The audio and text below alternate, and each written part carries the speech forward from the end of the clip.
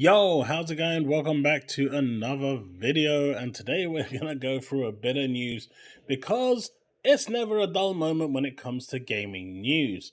Now, if you do find this video useful, informative, or simply want to support the channel, you can do that by clicking that like button, subscribe, and hitting that bell to stay up to date with all content I release. And if you want to support me further, you can do that through my YouTube membership, which is down below via the join button, or you can support me through my Patreon. Thank you so much. Now on with the actual video. Of course, don't forget you can join my Discord. All of that is for free. Right, now let's get cracking. So this first bit that we're going to be talking about, of course, is the PlayStation box. Now, for a number of months, this has been a talking point where Sony has advertised 8K on their PS5 box. Now, as you can see on the right-hand side, this isn't actually a photoshopped thing. It's actually not there anymore. The newer versions of the PS5, the PS5 Slim, do not have the 8K. It's been removed.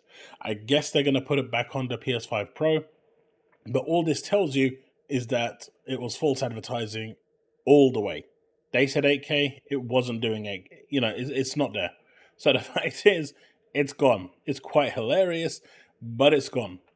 Next up, we have this one over here. Now, clearly, Odd AIs is, or Odd Owls, whatever you want to call this person. They've got a thing for, oh no, it's Alex, and, well, Alex, I mean, this is, what can I say? Alex, you need to calm down a little. But this person over here says, when's the salt video of yourself coming? Of course, this is the same person that sent Joe Biden, you know, Mr. President, please look into Microsoft's 70 billion acquisition of Activision Blizzard. Microsoft has been getting away with antitrust for decades now because of their money and power. It's time to stop them. You know, when they're kind of maybe on the right track and then you see something like this and then it completely invalidates everything they could ever say? Yeah, that's this person. They pretty much messed up there real hard. This is why, people, receipts are important. On to some good news now. So we've got Hypercharge here doing amazing numbers for an indie game. I'm extremely proud and teary to announce that we've nearly reached 50,000 sales on Xbox in just 5 days. Unbelievable. Now, obviously, this isn't like the millions that you'd expect for a Final Fantasy to sell, but this isn't a Square Enix game. This is a small indie company with around 4 to 6 people building this game. They built it for PC, now they've made it for Xbox, it's out. Additionally, we've surpassed 600 reviews, achieving an average rating of 4.6 out of 5 stars, which is pretty damn amazing, which puts it above 90%. That's like 92% right there. So that is still pretty damn good. So they're really happy with it. If you're enjoying the game and haven't yet left a review, please consider sharing your feedback. Your support means so much. I'm going to make it 50,001. So, you know, well done to the team over at Hypercharge. The game is selling remarkably well. They've made, I'm pretty sure at this point, they've made their development cost, any marketing that they did, and of course, they've made all their money back and then some, and now are in the profit field. So hopefully we'll actually get some more additional content for this, maybe extra maps, extra figurines, and it's going to be cool. Have you picked it up yet? Are you considering picking it up? I think it's like £25 on Xbox right now, so, and it does crossplay with Steam, so it's definitely worth checking out. Right, on to the next story. So this one is pretty awesome. Right now on Xbox, you can get the complete edition of Final Fantasy XIV, which doesn't include Dawntrail, which is the new expansion. So everything up until this point today, 60% off, it is £17. Now, if you have Game Pass Ultimate, you may get a couple of quid more off as well. I haven't checked, but without logging in, it was £17. This is great. And now, as Chille was saying here, plus you'll get 30-day sub as well. So if you actually consider the 30-day sub, this is actually £10. So that is really, really good. If you're enjoying the game or considering jumping in, you've got the free trial that you can use all the way up to Stormblood. But if you know that you're going to invest in the game, this is definitely something to consider. You get 30 days free game time for you to play. So if you knock that off this, it's like you're actually getting it for $10. So that's a cracking deal. Definitely check it out. Worth your money. I love this game. It's really awesome. Has one of the best Final Fantasy storylines ever. So if you are a Final Fantasy fan, do yourself some service. Check this game out, even if it is on the free trial. Okay, so as we can see here, Xbox has decided that they're going to update their box art yet again. If you remember, the previous one kind of had like a whole black bar going across. Then they changed it to this white one over here with the Xbox Series X, Xbox One.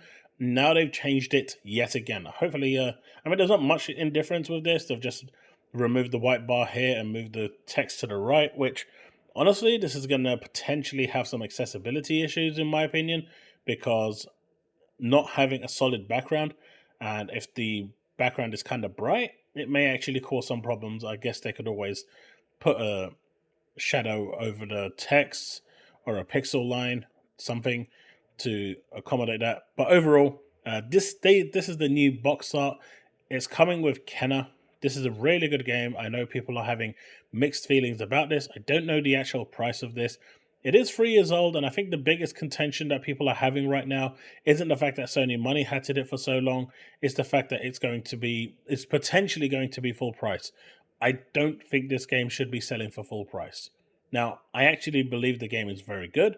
I actually really like the game, but it is quite old, and so as such, the price should reflect that when it's coming to Xbox. And if it's not, it may have a hard time selling, at least at launch, and obviously no one wants that. So Ember Labs, if you're watching this, do consider that when you're pricing it out. But this is a bigger picture of the actual box art. I actually quite like it. I'm digging it. I'm liking the subtleness to it, the whole Xbox Series X, Xbox One, smart delivery on the top right. I'm really liking this. This is really cool. So let me know what you think in the comment section below, whether you like this new design or not. Okay, so Destiny 2 launched yesterday. We're going to be playing this today over at twitch.tv/ChillZ Gaming around maybe 7:30, 8 p.m.-ish today. So if you want to check that out, the link is in the description below. Go click it, click on that follow button, hit that bell so you get notified when I go live. But I skipped playing this yesterday because everyone was having... Well, it's day one of the release, right? Everyone is going to have problems going in.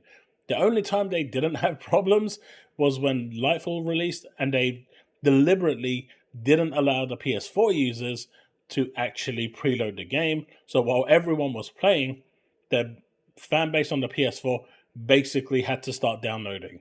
That was the only way people actually got into the servers, and the only smooth launch they actually had. They didn't do that this time. They let everyone in, and the servers came crashing down. People couldn't stay connected. People were missing cinematic storylines, as you can see here. Destiny 2 players report missing key story cinematics and cutscenes due to server errors on the final launch day. And there's no real way to go and play that again unless you create a brand new character from and hope that you can start from that point and continue. Because if you can't, YouTube is your best effort. This is why I left it to today to give it a try, because of stuff like this. It was always going to be a nightmare going into this. But hey, let's see how today goes, right? Even people that I told wasn't going to thing, they gave up as well. Apparently, according to Paul Tassi, around 70,000 concurrent players dropped from the numbers that were actually online. So yikes, that's a lot of players that are jumping in and out concurrently and giving up because they just simply couldn't play. And a lot of people are upset with this because this is the final shebang, the final outing for the storyline, for the Light and Dark storyline. And honestly, they well and truly messed it up. They well and truly messed it up.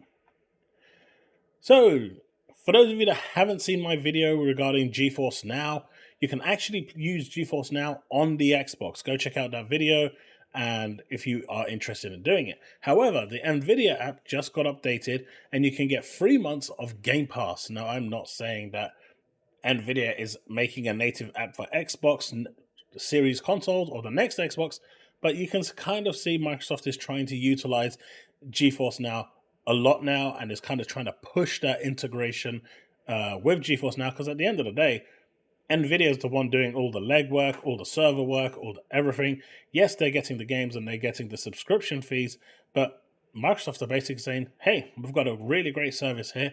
You can play all your Game Pass games for free. All you have to do is pay for NVIDIA subscription, or you can use our service via xCloud and play them for free as well via the subscription. But this is a really cool deal. Give it a try. And depending on the subscription model that you've got for NVIDIA, you might actually really enjoy it. It's a really good service and one that I truly recommend. And yes, I am not sponsored. I keep saying this. No one believes me. Well, some of you do. But I'm not sponsored. I just believe in the service.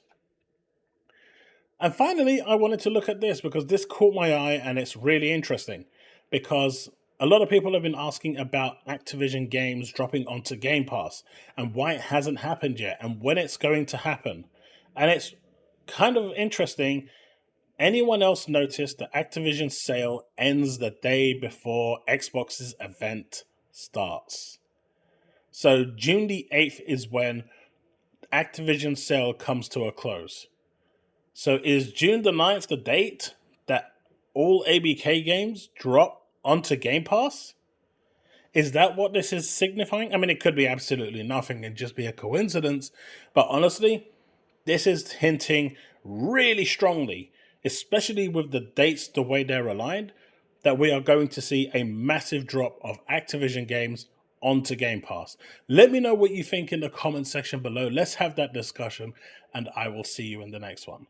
As always, thank you so much for watching, and I'll hopefully see a number of you over at Twitch tonight with us playing some Destiny 2 with the final shape. And yeah, that's it. Remain legend.